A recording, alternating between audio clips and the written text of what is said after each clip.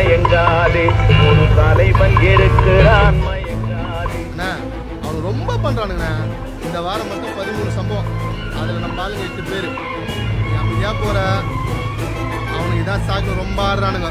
ராவுத்தர் கடிக்கிட்டு அந்த பஞ்சாயத்து பஸ்லாம் நல்லா இருக்குன்னு நினைக்கிறேன். நம்ம ஏரியா வருஷத்துண்ணா வண்டி அவங்க ஏரியா போடு. புள்ளியில் வருஷம்ண்ணா மானம் வண்டி அப்போதான்ற செம்ம சீனிக்குது இன்னைக்கு.